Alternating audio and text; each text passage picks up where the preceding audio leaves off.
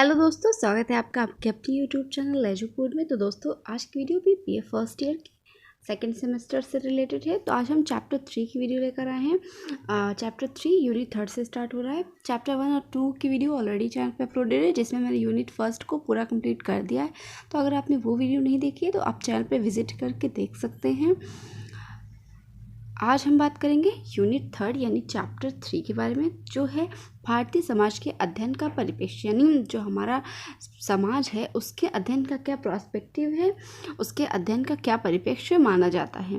प्रस्तावना: समाजशास्त्र का कोई लंबा इतिहास नहीं है, लेकिन इसका लंबा अतीत है। भारत में समाजशास्त्रीय अनुसंधान ब्रिटिश प्रशासकों द्वारा औपचारिक समाजशास्त्र के आगमन से बहुत पहले शुरू हो गया था। यानी कहा जा रहा है कि समाजशास्त्र का कोई बहुत लंबा ज़्यादा हिस्ट्री नहीं, बहुत ज़्यादा लंबा इतिहास नहीं है, लेकिन इसका अतीत पुराना है। भारत में जब फॉरेन कंट्रीज़ में भी सोशियोलॉजी का शायद इसके पर्सपेक्टिव का यूज़ ना किया जा रहा हो, तब भी भारत में सोशियोलॉजी से रिलेटेड पर्सपेक्टिव का इस्तेमाल किया जाता था, लेकिन उसको केवल नाम नहीं दिया गया था। इसको मतलब इन पर्सपेक्टिव्स को नाम देने का श्रेय अगस्ट कॉम्टे को जाता है, जिन्होंने ही समाजशास्त्र शब्द का जन्म किया और समाजशास्त्र को एक विषय के रूप में उन्होंने उसे जगह दिलवाई और समाजशास्त्र को एक विज्ञान के रूप में उन्होंने प्रतिपादित करने का बहुत ज़्यादा प्रयास भी किया। तो ये कहा जा रहा है कि भारत में जब मतलब तब से यूज़ किया जा रहा है सोशियोलॉजी या फिर समाजशास्त्र, जबकि फॉरेन कंट्रीज़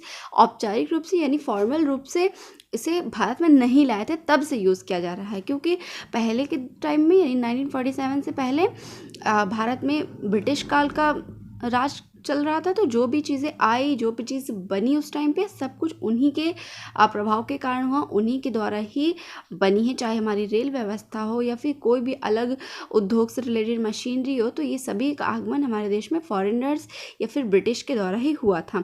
तो ब्रिटिश शासकों मतलब ब्रिटिश प्रशासकों द्वारा औपचारिक रूप से जब समाजशास्त्र को लाया भी नहीं गया था, तब भी उससे पहले से ही समाजशास्त्र का मतलब उससे जुड़े पर्सपेक्टिव्स का यूज़ किया जा रहा था, परंतु लोग नहीं जानते थे कि इस विषय को समाजशास्त्र कहते हैं। भारतीय समाजशास्त्री तर्कवाद, प्रत्यक्षवाद, ऐतिहासिक भौतिकवाद के दर्शन की पश्चिमी परंपराओं से सकारात्मक रूप से प्रभावित थे।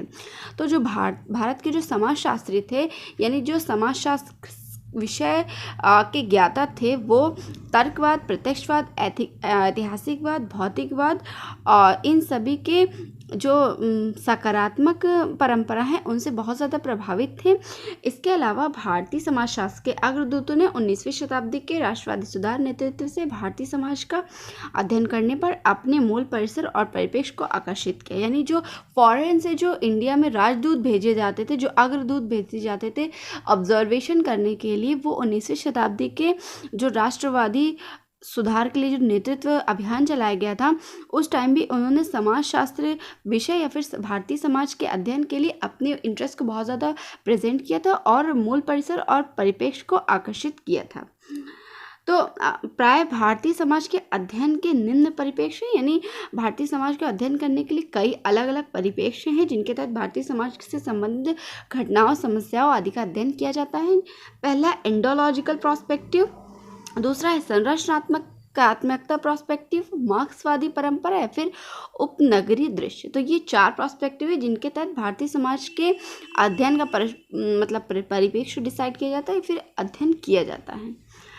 एंडोलॉजिकल पर्सपेक्टिव, तो एंडोलॉजी को भारतीय समाज के विज्ञान के रूप में जाना जाता है। एंडोलॉजिकल परिप्रेक्ष्य भारतीय समाज को उन अवधारणाओं, सिद्धांतों और ढांचों के माध्यम से समझने का दावा करता है जो भारतीय सभ्यता से जुड़े हुए। यानी एंडोलॉजिकल को भारतीय समाज के विज्ञान यानी साइंस के रूप में जाना जाता है कि ये एंडोलॉजी एक ऐसी विधि है या फिर एक ऐसी प्रक्रिया है जिसके द्वारा भारतीय समाज के विभिन्न पहलुओं का अध्ययन किया जाता है। तो एंडोलॉजी जो विधि है, जो पर्सपेक्टिव है, ये कहती है कि उसका काम या फिर वो उन सभी सिद्धांतों, अवधारणाओं, घटनाओं को जानती है जो भारतीय सभ्यता से जुड़ी हुई है। ऐसा दावा एंडोलॉजिकल पर्सपेक्टिव करती है कि वो भारतीय समाज के सभी प्रकार के पहलुओं से मतलब कि टच में है या फिर भारतीय सभ्यता से निकटता से जुड़े हुए हैं।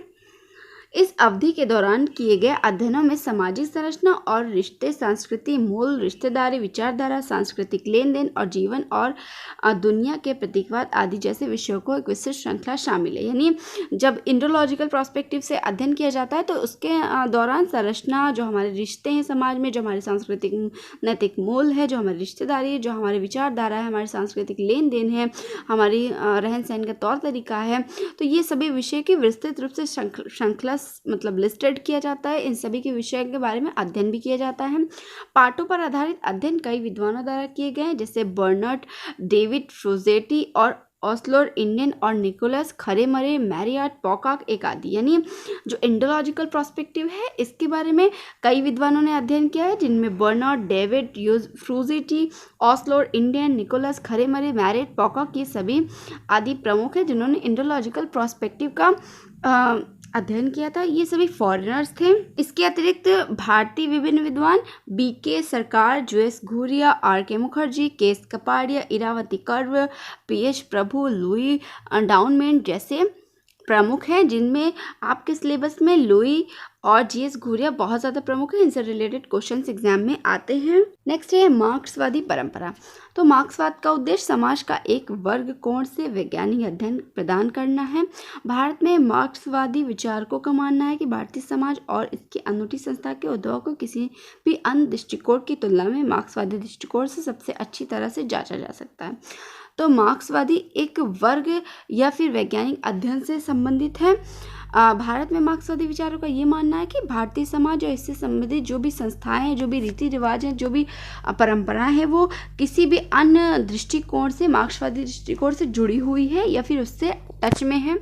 क्यों उनका मानना है कि क्योंकि एकमात्र वास्तविकता भौतिक घटना है जो बाकी सब कुछ निर्धारित करती है। यानी इनके अनुसार जो एक्चुअलिटी है वो भौतिक घटना है जो सब कुछ निर्धारित करती है। उत्पादन की भौतिक प्रणाली किसी भी समाज की बुनियादी संरचना बनाती है। यानी जो हमारा प्रोडक्टिव एरिया है वो हमारे समाज को बहुत ज़्यादा बुनियादी बनाता है, बहुत ज़्यादा मजबूत बनाता है और सामाजिक संबंधों, संस्थाओं के सामाजिक सांस्कृतिक क्षेत्र आदि रचना का गठन भी करता है। यानी जो हमारे सामाजिक संबंध है, हमारी संस्थाएं, हमारे नैतिक मूल्य, हमारी संस्कृति, इन सबको संगठित भी रखता है और जोड़ भी रखता है।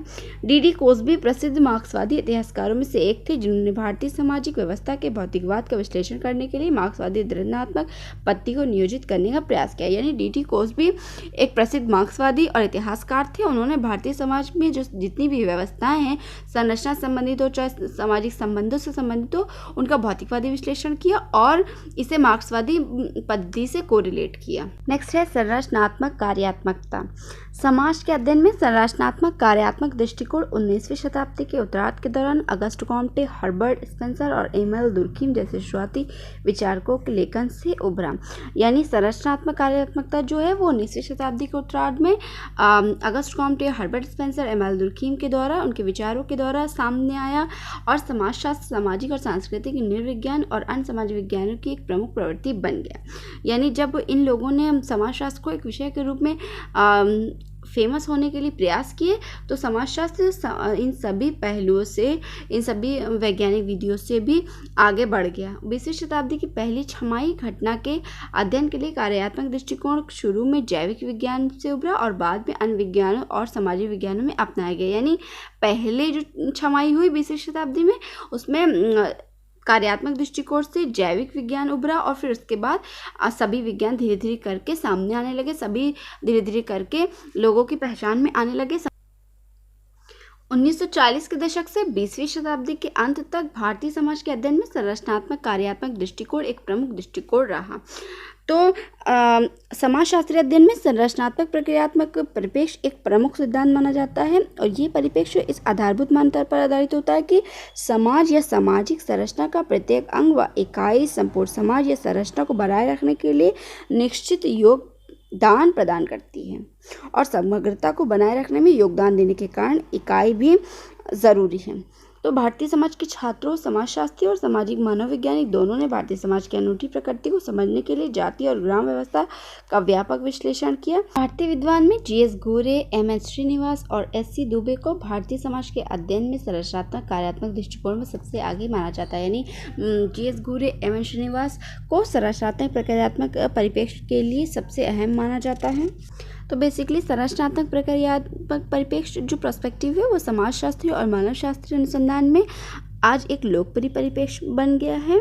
यह परिप्रेक्ष्य प्रारंभिक समाज और मानवशास्त्र में प्रयोग की जाने वाली उद्विकासवादी ऐतिहासिक और तुलनात्मक पद्धतियों की सीमाओं को दूर करने के प्रयासों के परिणाम स्वरूप विकसित किया गया था। उपनगरीय दृश्य सबऑल्टर्न स्टडीज ने 1970 के दशक के अंत में इंग्लैंड में अपने प्रभावशाली करियर की शुरुआत की। यानी जो सबऑर्डन स्टडीज़ है उन्होंने उपनगरीय दृश्य की जो अवधारणा दी है, तो उन्होंने अंग्रेजी और भारतीय इतिहासकारों के एक छोटे समूह के बीच सबऑर्डन विषय पर बातचीत की।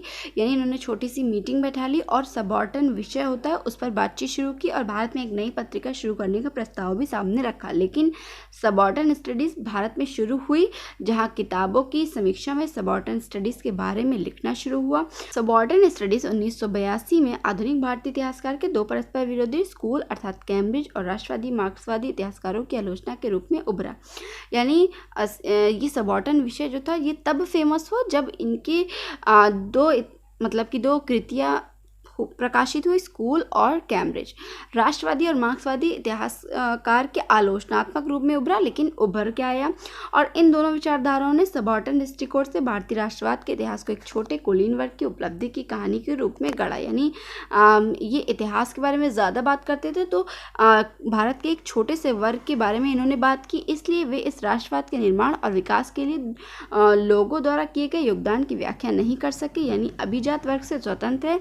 इन्हें सबऑर्डन स्टडीज़ को इतिहास के लिए अभिजात विरोधी दृष्टिकोण का उद्घाटन करने के लिए आवश्यक कर दिया गया। यानी केवल फिर इनका उपयोग, सबऑर्डन स्टडीज़ का उपयोग केवल जो अभिजात विरोधी दृष्टिकोण है उनके उद्घाटन या फिर उनके प्रोस्पेक्टिव से ही इन्हें रख दिया गया। तो ये बहुत ज़्यादा इंपॉर्टेंट पर्सपेक्टिव नहीं है जितना कि सकारात्मक, संरचनात्मक या फिर मार्क्सवादी इम्पॉर्टेंट है। तो दोस्तों ये थी हमारी आज की वीडियो। आशा करती हूँ आपको वीडियो पसंद आई है। वीडियो अच्छी लगे तो लाइक कर दीजिएगा और अपने दोस्तों के साथ भी शेयर कर दीजिएगा। मिलता है नेक्स्ट वीडियो में, तब तक के लिए अपना खूब ख्याल रखिए। Bye bye.